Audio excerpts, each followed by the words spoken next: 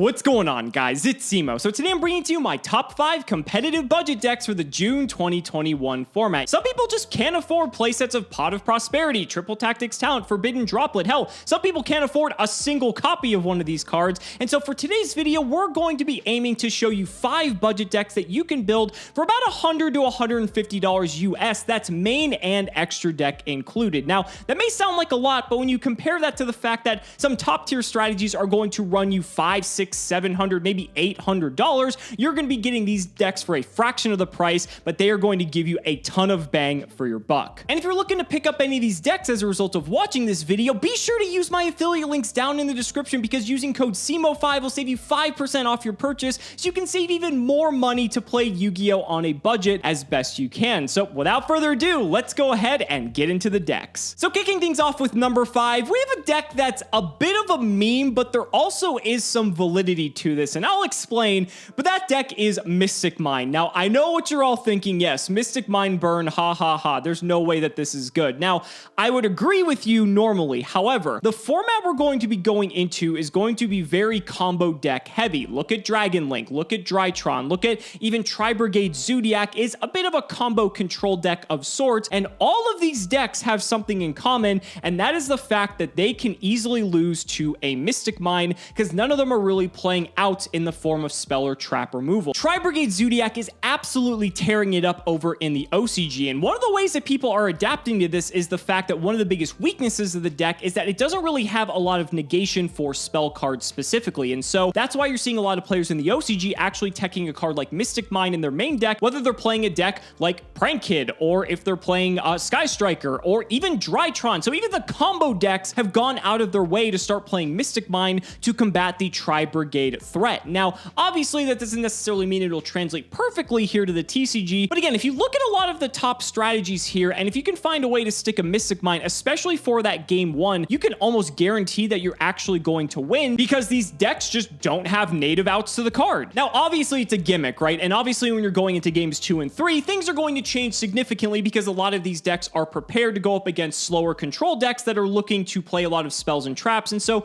they are going to bring in the Twin Twisters, the Cosmic Cyclones, the Lightning Storms, whatever they have to be able to absolutely just annihilate any chance of them losing to back row focused strategies. However, I wanted to throw this on the list because this is a trend we've seen in the OCG, and it seems to be sticking to a degree, and it's also a very cheap, affordable deck you can play if you are looking to play on a budget. One of the biggest things I always preach for anyone who wants to play on a budget is the fact that you need to find your unfair competitive edge, because all the other top tier decks, which we discussed in yesterday's video, are going to be playing as unfairly as possible, so you need to find what you can do that's going to be equally, if not more, unfair. Realistically, the most expensive card in the Mystic Mine deck is like Pot of Extravagance, and honestly, there's other ways to kind of work around that so you don't need it, and everything else in the deck is like pennies, because most of the cards, aside from maybe Mystic Mine specifically, come at the common rarity, so it is an incredibly cheap deck that can actually be quite effective if your opponents are not prepared for it. This is also backed by the fact that in some of the Yu-Gi-Oh extravaganzas that have been taking place as of late, Mystic Mine's actually been getting top cut finishes, or like even just barely bubbling out, and so again, it's rearing its ugly head once again, and it's one of those decks that once people are aware of it, they're going to take extra precaution to ensure they don't lose to it, but that doesn't mean that it isn't an effective deck, and it's also an effective deck you can play on a budget, so it is a bit of a meme. We've got plenty of other different styles of decks to cover, such as control and combo, and we'll get to those in a bit, but for now, we've got Mystic Mine coming in at number 5. But coming in at number 4, we're going to deviate away from the crazy stun gimmick deck and move into more of a control-oriented deck that actually has some pretty significant numbers and results to discuss, and that deck is Altergeist. Now, Altergeist is a deck that has always been kind of on the peripherals of competitive play, right? There have been times where it's been one of the best decks, but it's kind of been stuck as a rogue tier contender for quite some time. What's fascinating, though, is that not only does it have a 58% win rate in the online environment, but if you look at some of the recent extravaganzas, Altergeist is kind of always slipping in 1 or 2 slots, and that actually is worth something in my eyes. Now, Altergeist is actually very affordable because Infinite Impermanence has been reprinted, I think 4 or 5 times now, and so you can pick up copies of Impermanence, which is one of the biggest barriers to this deck being budget, for about 20 bucks a copy. So that's only going to eat up about, less than 50% of our budget. The entire Altergeist core is incredibly affordable because there really isn't any high rarity cards to get there. And then realistically, that's just going to leave your trap cards and maybe your extra deck on top of it. But Altergeist doesn't really care about the extra deck all that much, aside from its in-archetype cards, maybe some nightmares. I guess Access Code Talker is something that the deck plays now and can close out games, but I think if you have the money to splurge on it, go ahead, but I don't think it is entirely necessary because most of the time Altergeist wants to control the board anyway. And regardless of what kind of deck you're playing, whether it's a tier 1 meta contender, a rogue deck, or a budget deck, there is one combination of cards that is absolutely deadly at this particular moment, and that is the combination of Torrential Tribute and Solemn Strike. It does not matter what deck you are playing. It does not matter if you're going up against a combo deck or a control deck. This strategy can hose so many decks, and because you're specifically playing Altergeist, which is a trap-oriented deck, which means you can get added value off of playing this combination of cards, that is all the more reason to want to incorporate this into your deck, but it's also an argument that might make you want to play Altergeist altogether. The only other real barrier to entry here might be something like Pot of Extravagance, but I've actually seen some Extravagance topping builds that weren't even playing Extravagance or Prosperity for that matter, and they were still able to see a top 16 success, and so that just goes to show that you don't need the expensive cards to do well, and the fact that you can play a deck this powerful and has had a very lasting legacy for as long as it has, I think that is a great thing. So while it may not be for everyone because not everyone wants to play control, we definitely have some other options for you coming up here soon. For those reasons, that's why we have Altergeist coming in at number 4. Now coming in at number 3, we have a deck that I actually wasn't expecting to put on this list whatsoever, and I'm a bit hesitant to, but we'll talk about that reason towards the end here. And that deck, believe it or not, is Dragonlink. Now, you may be thinking, Cimo, there is no way I can afford Dragonlink for the budget that we set for this video. You might be actually surprised to know that Dragonlink is not as expensive as a deck as you might think. Now, why is that? Well, if you take a look at the composition of a Dragonlink deck specifically, and we're going to forego the Chamber Dragon Maid and the Dragon Maid Tiding because Chamber Dragon Maid is way outside of the budget here. Some Dragonlink decks opt to not play that package and are still able to play and do very, very well because the deck is crazy, and the deck actually isn't all that expensive. There are a few things to consider here because you're going to be paying probably the higher end of the budget here if you want to get everything, but a lot of the cards are very inexpensive. Dark Ruler No More is about $5 a copy. Chaos Space is like $7 a copy, and there's plenty of other cards as well in your extra deck that you need to consider, like Borreload Savage Dragon, but that's been reprinted, so that's a lot cheaper than it has been before. Chaotic Ruler is also another card that has been pricey in the past, but is actually very affordable at the time of recording this video. Striker Dragon, Hieratic Seal of Heavenly Spheres, these are going to cost you about maybe $5 a copy, and then there's also World Legacy Guard Dragon, which at the time of recording this video only has a single reprint, and that might be one of the more expensive cards that you're going to have to pick up, but what benefits the deck is that a majority of the cards actually came from the Rocket Structure deck and were printed at common, so the majority of your deck is actually very, very inexpensive as a result, so you're able to actually afford a lot of these particular cards. Your big OTK enabler, Borrelsword Dragon, has also been reprinted several times, and so compared to Access Code Talker, you're able to play Borrelsword Dragon instead, which is like 1/10 of the price. The deck doesn't really play a ton of hand traps because most of the time when you're playing Dragonlink, you want to play as many combo extenders as possible to ensure that you get to your end board that is ultimately going to win you the game. And so while you may see some decks playing a few hand traps, they're actually few and far between, so that again actually helps you as a budget player because hand traps can sometimes be a little bit cost prohibitive in terms of wanting to play certain decks. And who wouldn't want to play the best deck of the format, of the past several formats, if you were able to pick it up for about $150? That seems like an incredible deal,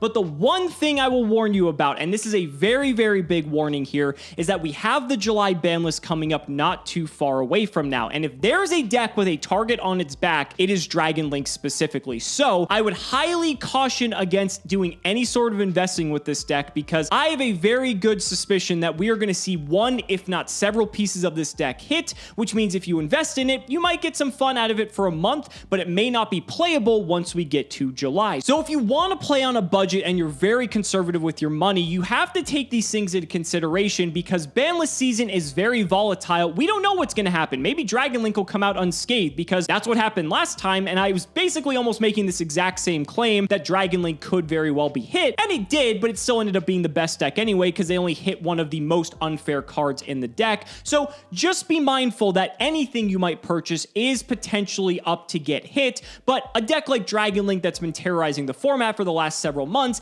is much more likely to get hit than something that hasn't been doing nearly as well. I really wanted to put Dragonlink much higher on this list just because of the fact that it is the best deck of the format and you can play it on a budget very reasonably, but again, I just have a very bad feeling that this deck is going to get axed in July, and so I need to just caution you against buying it for that specific reason. However, at the very least, you could pick up the deck, play in some remote duels, play in some locals, and just make sure you sell it off in a couple weeks, so that way you recoup your money, or at least most of it. You get the fun and enjoyment out of playing a tier 1 strategy for a few weeks, or you could just do the best budget thing possible and just play online because it's absolutely free. That's the ultimate way to be a budget player, but Dragonlink is incredible, and honestly, there isn't much more to say that I haven't said in the top 5 meta decks video about it, so for those reasons, that's why we have budget Dragonlink coming in at number 3. But coming in at number 2, we have yet another top tier deck, but compared to Dragonlink, I think this deck is much safer as an investment,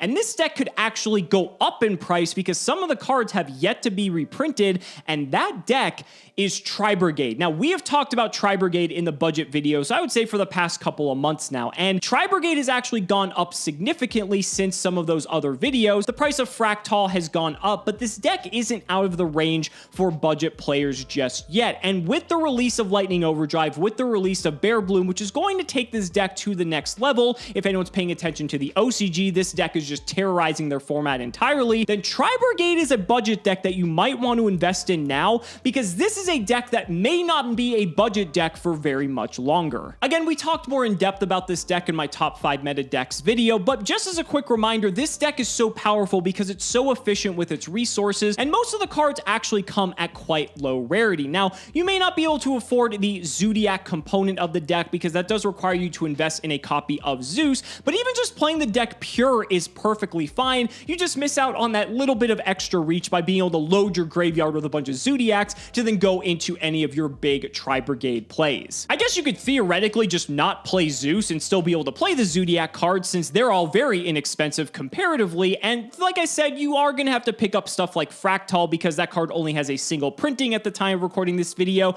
Something you may have to consider is that the Megatins could potentially reprint Fractal in the future, but those aren't going to be coming out till August, so you would have a lot of time to get a lot of mileage out of this deck. But a lot of the deck is very inexpensive because most of the cards are very specific to the strategy. I think the only other card that might be mildly expensive is Shurag the Ominous Omen, which is the Link 4 for the deck, and that's very crucial that you get at least 2 copies of that. So when you pair that with the Fractals, you're going to start getting towards the latter end of our budget, but again, most of the cards are very low rarity and there's plenty of them available, so you're not having to shell out for any specific expensive staples or anything that's too out of reach for most players. I also mentioned how I feel this deck is very safe because this is a deck that has been on the rise the past month and it hasn't been terrorizing the format as of yet, and I don't think it's like doing anything unfair compared to something like, let's say, Dragonlink, and since Lightning Overdrive does have some TriBrigade support, I think Konami's going to want to help sell that set, so they want TriBrigade to be at the forefront of the meta, and when you can pick up one of the best decks of the format for as cheap as you can,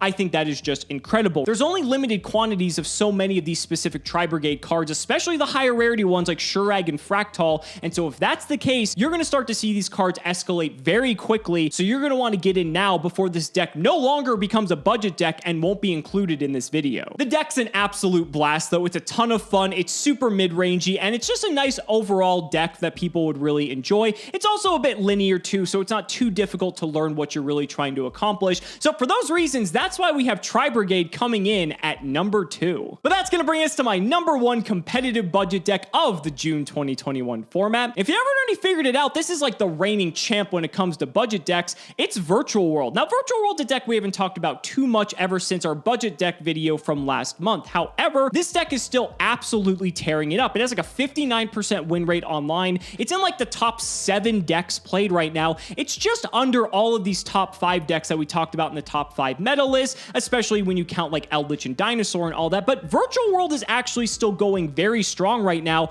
And if you look at some of the top cut representations from some of these extravaganzas, Virtual World is actually making an appearance. Now, obviously you don't have your true King of all calamities win condition anymore, but one of the reasons why Virtual World is so inexpensive is that most of the cards come in at low rarity. They were all printed in one set. The most expensive card you have to shell out for is like Lulu, which is like 15 bucks a copy, I would say at most. And then all the cards in the extra deck are very specific to Virtual World. You're not playing a lot of generic stuff in here. And so when you're looking at Synchro 6s and Synchro 9s, they're very specific types of cards that most decks don't really incorporate. And so that means the price point of those cards is very affordable as a result of there not being a super high demand for these types of cards. And Virtual World is nice because it's sort of a very well-rounded deck similar to Salamangreat. And so I think Virtual World has really just caught on as this nice budget option, but also a very strong one at that. I mean, Shen Shen's a walking macrocosmos that can recur itself from the graveyard. We have other cards in the extra deck that can put up a very formidable board and make it very difficult for them to deal with. And let's not forget that Chuche is an incredible trap card. The deck is fairly consistent and has done quite well, not just in the past several months, but when it was a tier 1 contender for like the better part of a year. There is no question that Virtual World is one of the best budget decks for our money. It is completely within our budget. Everything is super affordable, and it's a deck that is almost certainly not going to get hit on the next ban list because it's a deck that, while it's doing fine, it's not really doing anything crazy, and it's kind of just skidding by in like the rogue category at best. But you can expect to see a lot of it, and it's a deck that will definitely be able to compete with some of these other top tier contenders. So for those reasons, that's why we have Virtual World as our #1 competitive budget deck of the June 2021 format. And just remember, the most important thing if you're a budget player is that you don't need to buy cards to be able to enjoy Yu-Gi-Oh! There are a handful of simulators online that just require an internet connection that you can go on, you can play Yu-Gi-Oh! With other people. It doesn't cost a dime, and that is the best way for you to be a budget player, enjoy playing Yu-Gi-Oh!, and you don't have to spend any money whatsoever. But guys, that's it for me. Let me know down in the comments what you guys think.